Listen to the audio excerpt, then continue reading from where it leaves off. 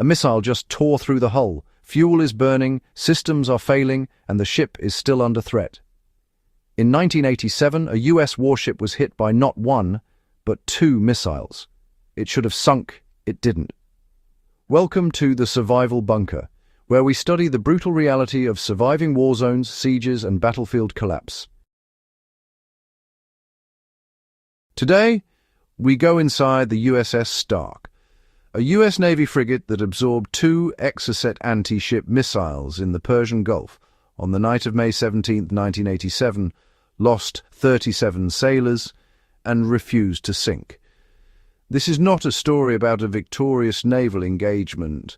It is a story about what happens after the missile hits, when the weapon systems are offline, the hull is burning from the inside, and the only thing standing between 200 sailors and the bottom of the Persian Gulf is damage control training and the structural decisions made by naval architects years before the ship ever left the shipyard. The setup: calm before disaster. By May 1987, the Persian Gulf had been a war zone for nearly 7 years. The Iran-Iraq War, which had begun in September 1980, had evolved into the Tanker War, a sustained campaign by both sides to attack each other's oil exports by targeting commercial shipping in the Gulf. Iran used mines, fast attack boats and helicopter-launched missiles against tankers. Iraq used fixed-wing aircraft armed with AIM-39 Exocet anti-ship missiles against vessels they assessed as supporting Iran's war economy. The United States Navy was operating in this environment under a neutrality posture, present in the Gulf to protect freedom of navigation and monitor the conflict, but not a declared participant in the war between Iraq and Iran. US ships were operating under rules of engagement that reflected this posture. They were authorized to defend themselves if attacked, but the threat assessment framework in place in May 1987 did not treat Iraqi aircraft as a primary hostile threat. The USS Stark, an Oliver Hazard Perry-class guided missile frigate, was commissioned in 1982. On the evening of May 17, 1987, she was conducting routine patrol operations in the central Persian Gulf, about 85 miles northeast of Bahrain. Her crew of around 200 men was at a standard underway watch, not at general quarters, and not at any heightened alert. The threat environment around her was, well, assessed as low.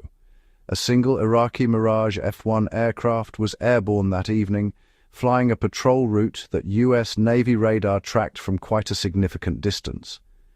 The aircraft's approach was noted, but honestly, it was not immediately assessed as a threat. The Stark was simply not expecting to be attacked. The attack. At about 2100 local time on May 17, 1987, the Iraqi Mirage F-1 turned toward the Stark and began a firing run. At a range of about 22 miles, it launched the first AIM-39 Exocet missile. Then, at approximately 19 miles, it launched a second. The Stark's crew had roughly 60 to 90 seconds from the first missile launch to impact. The ship's AN/SLQ-32 electronic warfare system detected the Exocet's active radar seeker, but the warning, well, it came too late to execute a complete defensive response. The Phalanx close-in weapon system, the frigate's last-ditch automatic cannon defense, wasn't in automatic mode. The ship did not deploy chaff. The first Exocet struck the Stark's port side at about the crew berthing area. The first missile did not detonate. Its warhead, a 165-kilogram-shaped charge, penetrated the hull and lodged inside the ship without triggering its fuse. Its rocket motor, though, continued burning inside the hull, spraying burning propellant through the interior spaces. The fire had begun. The second Exocet, arriving just seconds later, struck about 2 meters from the first impact point. This one detonated.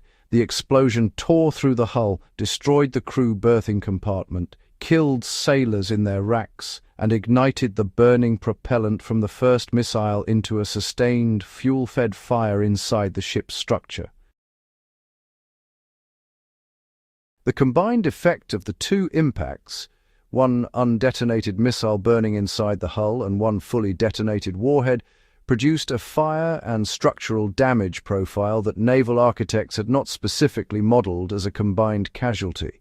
The ship's portside forward was on fire from the inside. Fuel from the first missile's rocket motor continued feeding the blaze. The second missile's detonation had compromised structural members, destroyed electrical systems in the forward section, and killed or incapacitated a significant portion of the crew in the forward berthing area.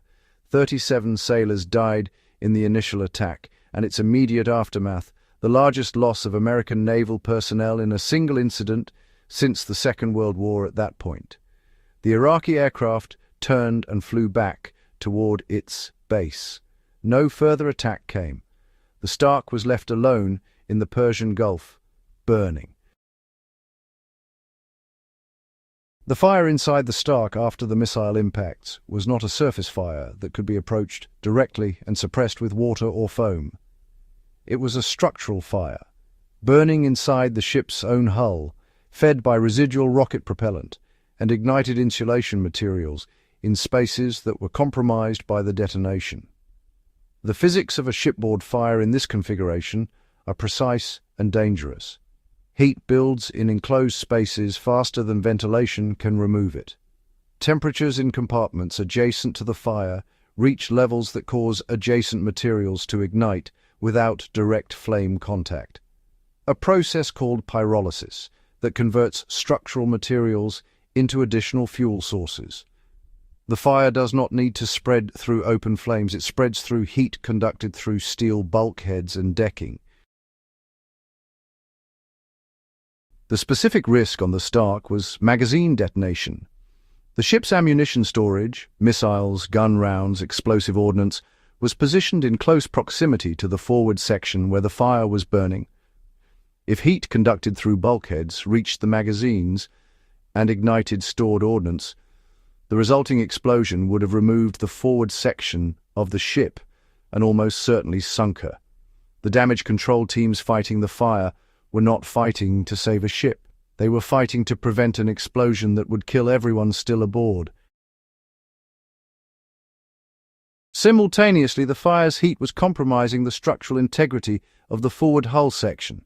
Steel, loses approximately half its yield strength at 550 degrees Celsius. At the temperatures generated by a sustained fuel-fed fire in an enclosed hull compartment, structural members were approaching or even exceeding that threshold. A ship's hull is a stress structural system. It has to resist the bending forces imposed by wave action at sea.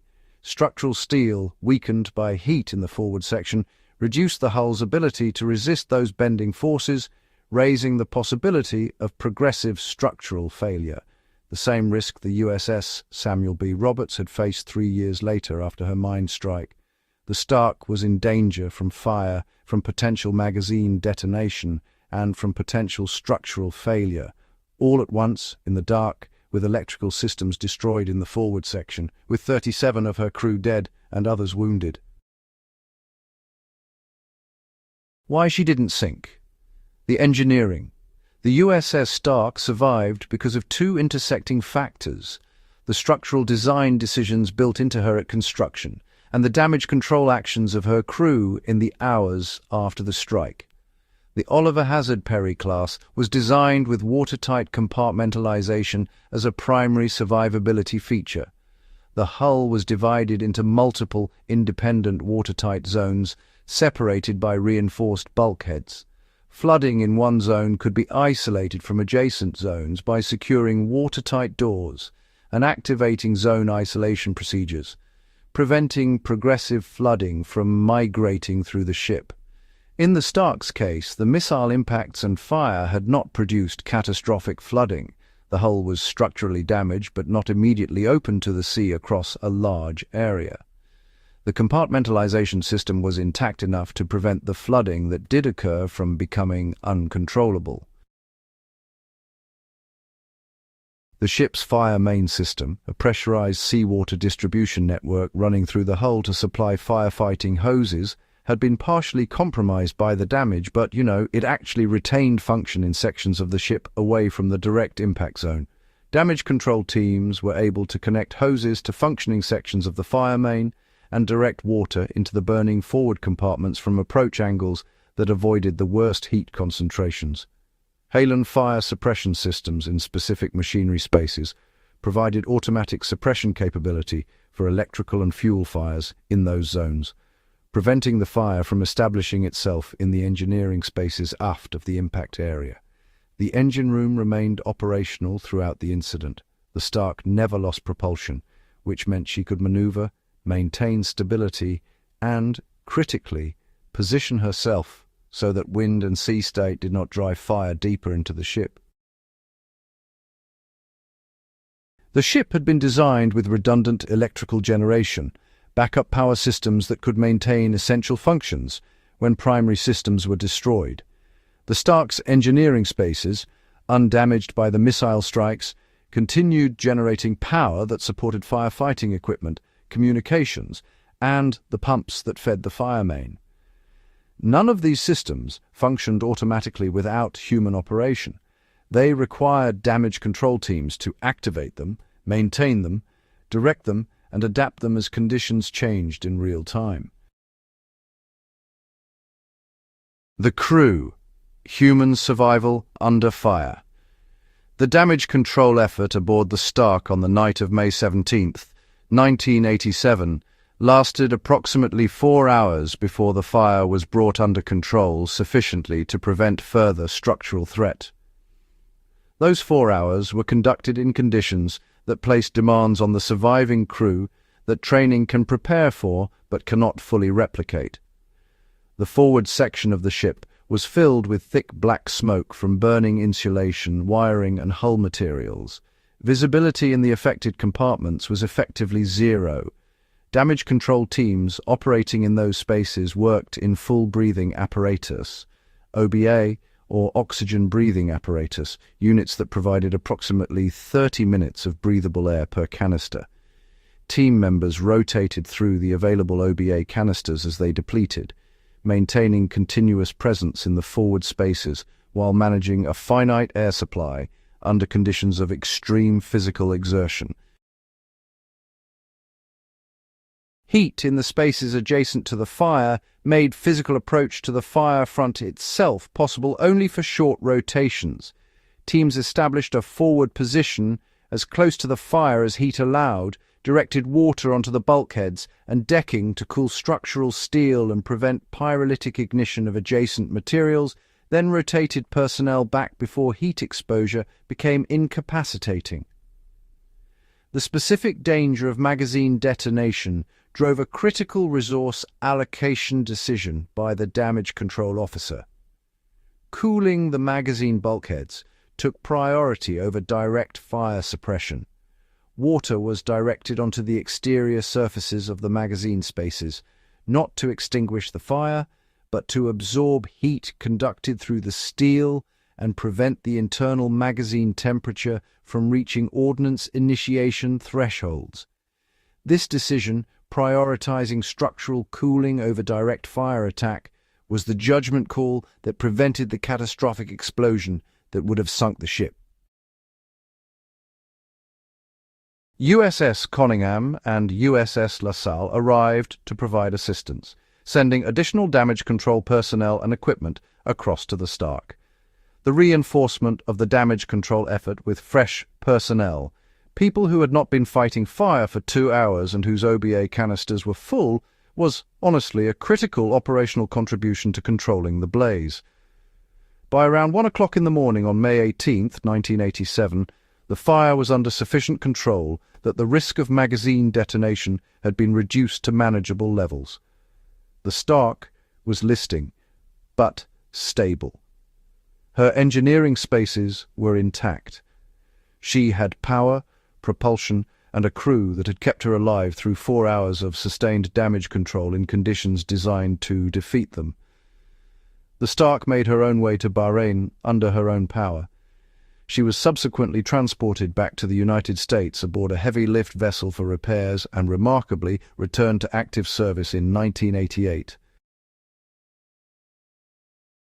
The result. The final accounting of the USS Stark incident was, well, both precise and sobering. 37 sailors were killed, the largest loss of American naval personnel in a peacetime incident at that time. The forward section of the ship had been devastated. The structural and system damage required extensive shipyard repair. The political consequences of an Iraqi aircraft attacking a U.S. Navy vessel in the Persian Gulf, without a declaration of war between the two countries, produced a diplomatic crisis that the Reagan administration managed through a framework of accepted Iraqi responsibility and financial compensation to the families of the dead. The ship did not sink, the magazine did not detonate, the fire did not consume the hull. By every structural measure, the Oliver Hazard Perry-class frigate had performed at or above its survivability design parameters under conditions that, well, combined two simultaneous exocet impacts with a sustained internal fuel-fed fire in a single operational event. The operational lessons extracted from the Stark incident were actually incorporated into U.S. Navy damage control doctrine and ship design parameters within months of the incident. OBA canister availability standards were increased. Damage control training, frequency, and realism were elevated across the surface force. The AN/SLQ-32 operating mode requirements, the electronic warfare system that had detected the incoming missiles but not in sufficient time, were revised to mandate more active monitoring postures in threat environments. The Stark's crew's performance during those 4 hours of firefighting was formally recognized. Multiple sailors received decorations for their actions during the damage control effort. The commendations cited specific decisions and specific actions, not general bravery, but the concrete engineering choices made under fire that really kept the ship afloat. The lesson, the USS Stark incident, encodes a survival lesson that applies beyond naval warfare. A ship that absorbs 2 anti-ship missile hits and survives does not survive because of luck. It survives because engineers made specific structural decisions years before the attack, and because sailors made specific operational decisions in the minutes and hours after it. Remove either element and the Stark goes to the bottom of the Persian Gulf on the night of May 17, 1987. Survival at sea is not luck. It is design, training, and discipline applied under conditions that are, frankly, specifically designed to defeat all three. The fire that burned inside the Stark's hull for 4 hours was not survivable by willpower. It was survivable by trained teams with the right equipment, the right structural systems behind them, and the right decision-making under conditions of extreme stress and limited information. Every one of those elements had been built before the missiles hit. The attack only tested what was already there. 37 men died on the Stark that night. Their shipmates kept the ship alive for 4 hours in smoke, heat, and darkness, using training, structural design, and decisions made under conditions that, honestly, no exercise fully replicates. The ship came home. The lesson came with her. If this briefing changed how you think about naval survival engineering and what damage control actually means under fire, subscribe to the Survival Bunker and share this video. Every share puts this research in front of someone who takes military history seriously. Hit the notification bell and we will see you at the next briefing.